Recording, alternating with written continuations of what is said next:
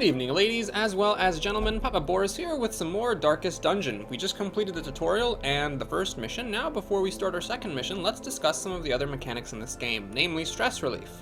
So as you can see from the last mission that we played, everybody came out okay, but Gurney, our priest here, is a little bit stressed out. She's actually at 58 stress. So if I take her back into the dungeon, there's a chance that she will flip a lid if she gets to 100 stress and things will go haywire. So there is a way to relieve the stress of your heroes. There's the tavern and the abbey, and they work very similarly. So in the tavern, there are 3 different places where you can send somebody for treatment to reduce stress. You can have them drink, you can have them gamble, and you can have them go to the brothel, which is, well, a little bit unfortunate that that mechanic's in the game, but it's in there. The way this works is actually not as complicated as you might think. You might think like, oh, some characters like drinking while other characters, prefer to gamble, but it's really not that way at all. All it is the bar is the cheapest treatment option and reduces the least stress. Gambling is a bit more expensive to send someone there, but reduces more stress, and then the brothel is the most expensive, but reduces the most stress. And then very similarly in the abbey, it's a similar deal. Meditating is the cheapest, but reduces the least stress. Transept is the next cheapest and reduces more, and then for some reason, the most expensive stress treatment and also the most effective is the penance hall. I don't know why you have to pay so much to have somebody like beat you with whips, but whatever, that's how it works. So it's just a straight, more expensive, more effective thing going down. Now you can upgrade these in a variety of ways. Well, actually, the upgrade paths are always the same. Every now and then you get an upgrade that increases the actual stress recovery from that thing. And then you can't see them because it doesn't show you until you get there, but then every now and then you can unlock extra slots to let more people go into the same place at the same time. So the important thing is, again, the game is kind of like begging you, because you get so many of these heirlooms, to upgrade your buildings, but you've got to pay attention to what you're spending to upgrade. The abbey, you pay busts to upgrade, and crests. You always get tons of crests, but the important one is the left one, the busts. And then in the tavern, you pay paintings to upgrade. And this is really important, and I want to show you why.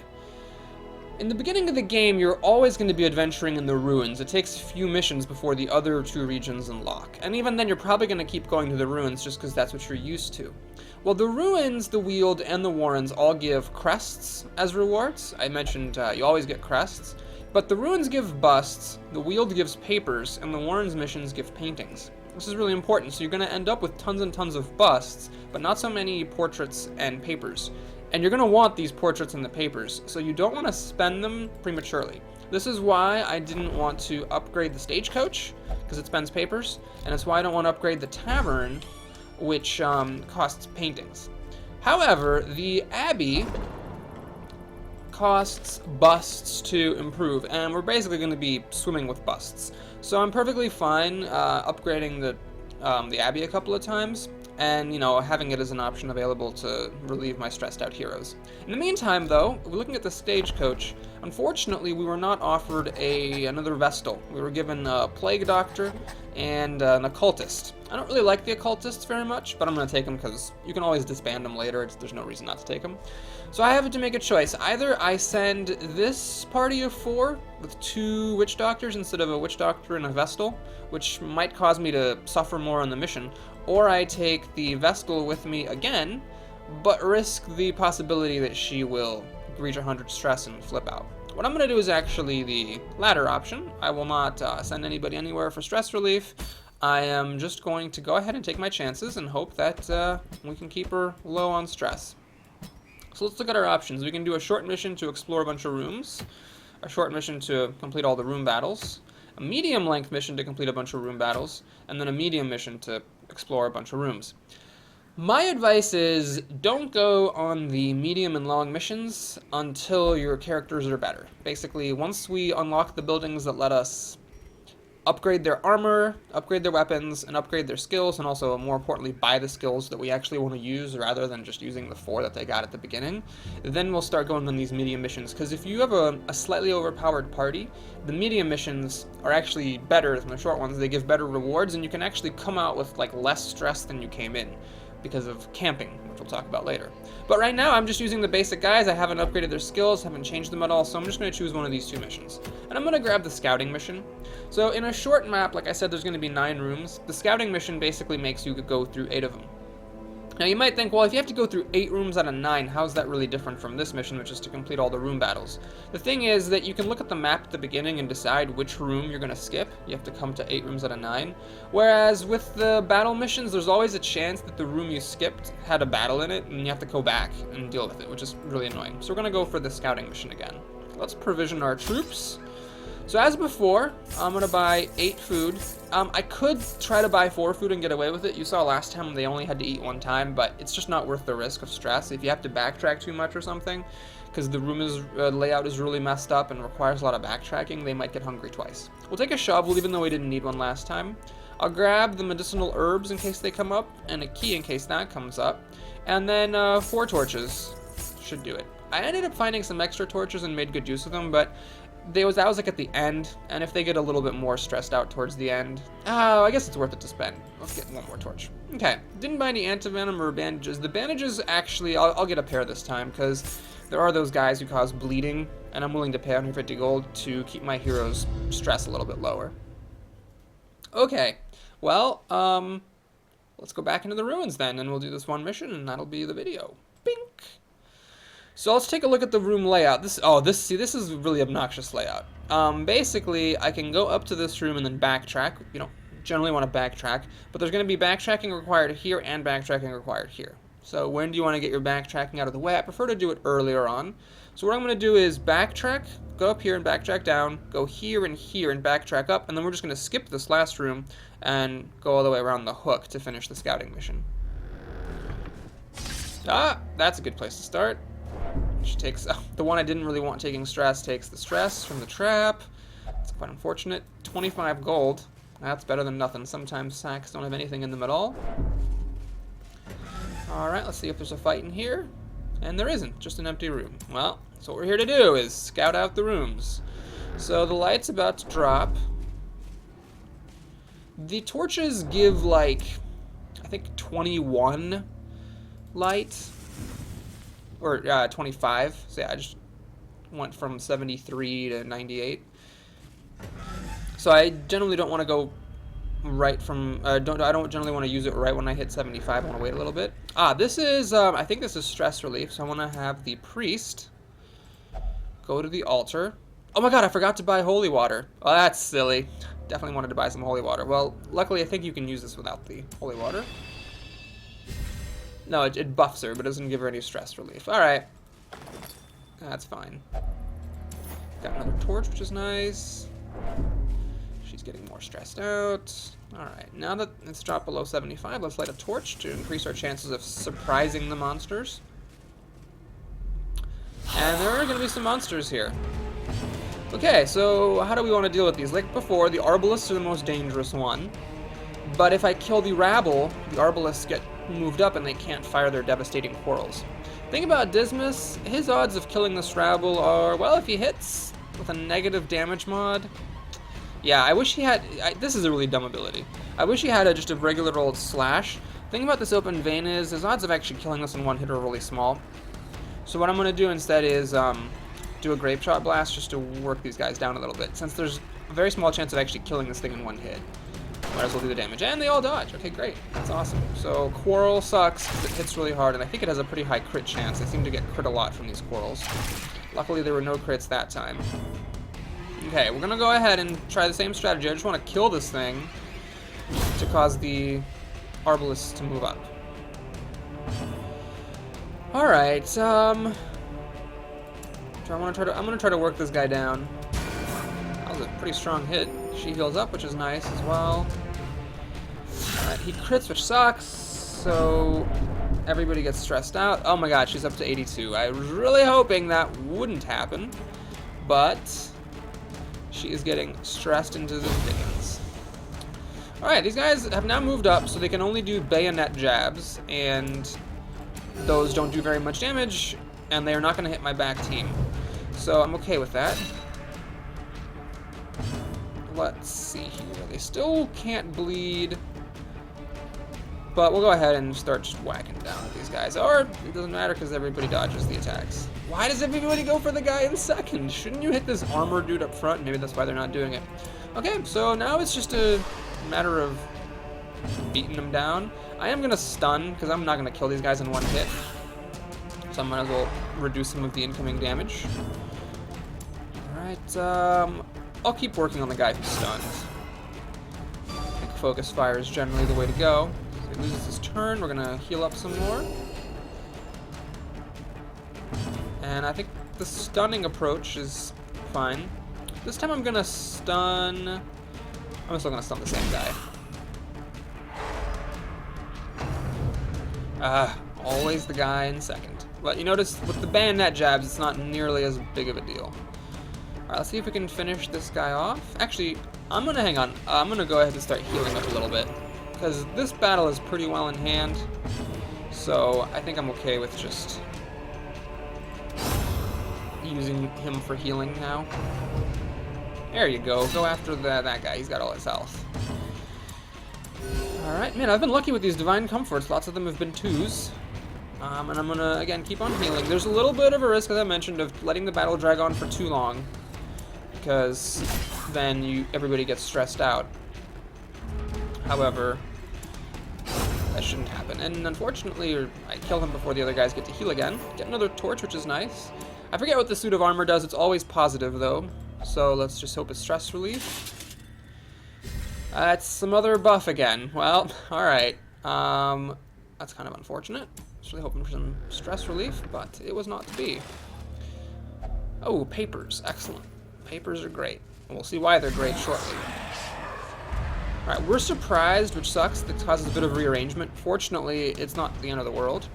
I could pistol shot the guy in the back, but honestly, I might as well just do a grape shot, hurt him a little bit less maybe, but then also get some work done on these other 2 guys. Oh, the guy that I really wanted to hit dodges it. So I'm just really hoping that he doesn't use his stress ability on the priest, because if he does, she is going to flip out. Yeah, let's get to work on him. Crit might have killed him. Okay, so the paladin gets more stressed out, or excuse me, the crusader. Okay. I'm gonna start bleeding. And sure, I'll bandage him up because he's damaged anyway, so the bleed there is good. He could have plague grenaded the guy in the back if we hadn't switched around. As it is, I had to choose between the blight ability or the incision. So the blight takes a bit less damage up front initially, but it deals more damage per round, so we're gonna go ahead and try this out. Let's get the one who's more weakened. That'll be 1 shy of killing him. Alright, so I'm gonna try to stun this one while the other guy bleeds to death. He doesn't get stunned, unfortunately. Oh, fuck. Oh my god, he tempting gobleted that guy. The priest, I mean. She's at 97. So basically, just walking around and having a random stress thing happen will cause her to flip out. Okay, that was a crit, so everybody took stress except for her, which was quite fortunate. Alright, let's try another Noxious Blast. Is that going to kill this guy? Or is it going to be 1 health again? Yep, this guy's going to die, that thing is going to die. So let's just go ahead and heal up the party. Everybody could use a bit more health here. And now, these guys are both going to die. I can't hit him anyway. Yeah, there's nothing I can do, so I'm just going to do this thing, which will increase the light level, which is handy, and give him a buff, because there's nothing else that he could do that would have been useful anyway. Okay, so since these guys are dead regardless, the most that I could do is pistol shot the courtier, and he dies. Nice. Some stress relief is nice. Okay, there's nothing you can do that's relevant because these guys are both dying on their turn, so we'll just put him in his proper place. He dies. Did the priest get to go again?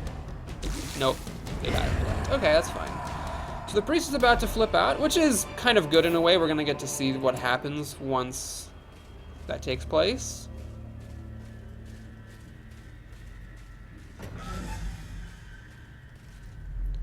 Alright, nothing in this room, which is just as well.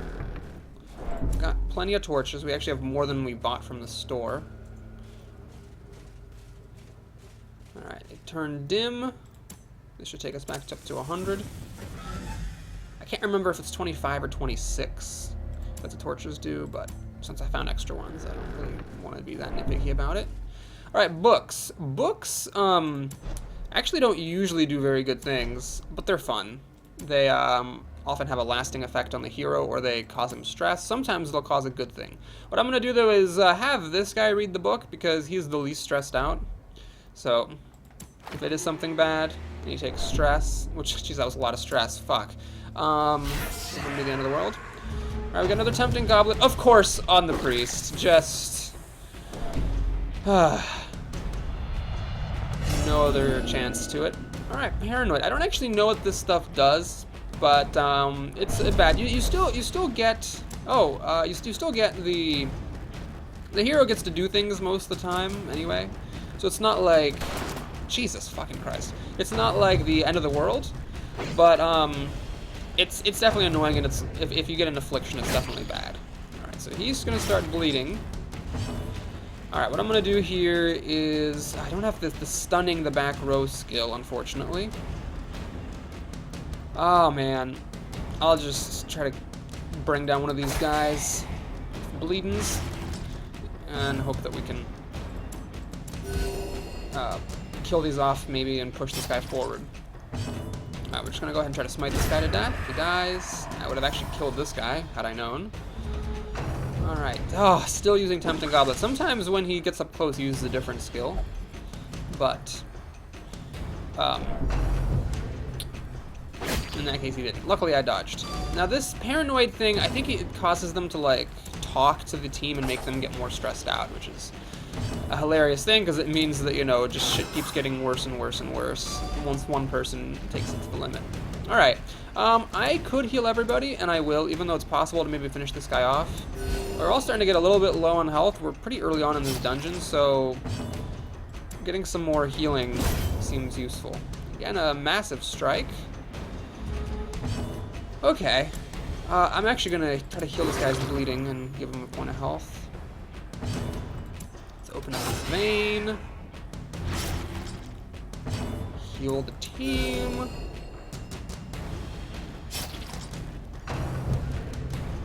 Okay. Take a little bit of damage there. Alright. He's going to die to the bleed, so I'm going to raise the light level for my turn. And I'm going to cure this guy's bleeding for his turn. And there's really no point in shooting him. I'm going to see if the cleric can get a chance to go. Nope. Bleeds out. Alright, we got some deeds, which is nice. I do love getting those papers. So this person is stressed out, which will cause everybody else to get more stressed out over time. The Witch Doctor I'm not too concerned about, because there is another Witch Doctor in town, but the other guys I don't currently have replacements for, which could get problematic.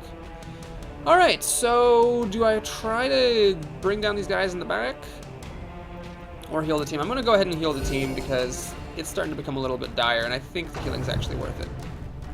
Alright, that was a very fortuitous dodge. Man, my guys are really slow. They are, like, last to act. And that's unfortunate, because if I could have killed this Bone Soldier off, I would have been in good shape. Alright, so do I Grape Shot, deal a little bit to everybody, or try to Focus Fire down one guy? I'm going to do a little bit to everybody, because a little bit of damage to this guy in the middle should let the Crusader finish him off. Alright, here I can heal for a little bit, but that's actually not worth his time. What I'm going to do instead is plague these guys in the back. Hopefully. One of them gets plagued, one of them doesn't. Let's now finish off the Bone Soldier to stop this guy from shooting quarrels. This will cause my guy to get pushed back if he doesn't resist. He resists. So that was resisting a pushback and a stun, which is nice. Man, everybody just likes going for this bandit dude for some reason. Alright, that's actually pretty lucky. That's pretty low damage for a quarrel. Alright, so she keeps saying dumb things and causing more stress. Alright, let's see if we can finish off this Arbalist so that the other one can't quarrel. And now he's taking 6 damage, so he will die. Alright, we need to start healing the troops pretty soon here.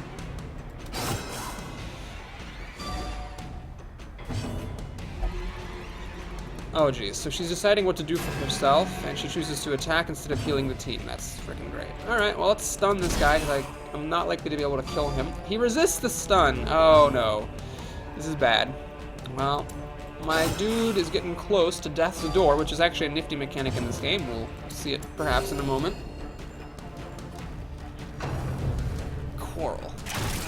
And she's at full health, so that's okay. My Crusader's dodging the stun ability, which is very, very helpful. And now we should be okay. So here, I'm actually just, since we're pretty much got this ball in hand, I'm going to start healing up my dude a little bit because he's really low there. And I think, unless I get very unlucky, this guy should die. So he dies, that's good. Now this guy's just doing bayonet jabs, and hopefully the healing we do will be enough to offset that. Alright, he goes for the Crusader, doesn't do very much damage, perfect. Right now I'm just gonna focus on healing, even though it's only 1 point of health, it's worth it. Because the Bandit and the Crusader should be able to bring this guy down pretty quickly. And I don't think they're going to, my team's going to complain yet about the whole stress thing. Right, if I take a whack, yeah, I'm gonna take a little risk here to stall the battle so that my healers can go again. I really need her to go. There we go. Okay, so now he's looking a little bit better, and we can try to finish this guy off. Perfect. Okay, well, we got some fat loot. This is a regular old chest. It's trapped. You've got to be kidding me. Well, I don't know if he resisted that or not. Couldn't quite see the text. But we can skip this room because this is a scouting mission. So let's just keep on going. Very good that I brought a shovel. If you don't use a shovel on this, everybody takes a little bit of damage, a lot of stress, and then your light goes down a lot. However, with a shovel, you just get past it, no problem. Here's a crate. Let's hope there's something good in there. There's nothing in there. Crates, by the way, are never bad. They're either empty or there's something in them, which is nice. Haven't really been doing any scouting, unfortunately, in this mission, so I've never known what's coming up next. All right, here is the chest. Whistles. What? Whoa! What the heck? Oh God, he got some shitty ability. What is this? Prone to stealing items. All right, so basically, if he didn't have that ability, I could have just unlocked this with the key, but instead he, like, the character took control of the situation and went in there by himself. All right, we have another pile of rubble, which sucks. In fact, let me see. Fuck, I have to go here or else I can't finish the mission. So I have to do this, so everybody takes a bunch of stress and some damage, and the light goes way down. This mission was a disaster. Like I said, though, in the first video, you've got to expect things to go pretty badly in the first couple of missions, just because your characters don't have the skills that you want them to have, and you often, I mean, they're not upgraded. Eventually, we're going to be doing the exact same missions, but with much more upgraded characters. Alright, oh, that sucks that we couldn't get what was in that thing. I've never actually had Kleptomaniac trigger like that before. Maybe that's just because I've never been in that particular situation. Alright, so luckily no combat here. Sure as hell I'm not going to go all the way back here.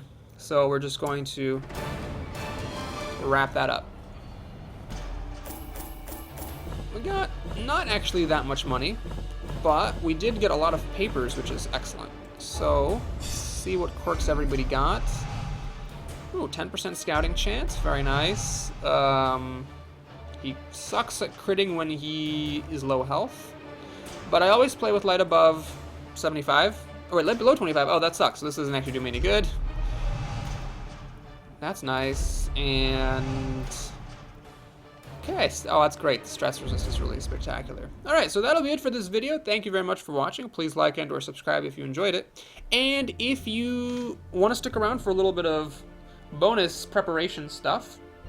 Actually, hold on, we got the guild and the blacksmith. Let's do that in the next video, because that's going to be important. I don't want people to skip it just because they were too lazy to watch me do the video at the end. So, we will continue on next time. Take care, everybody.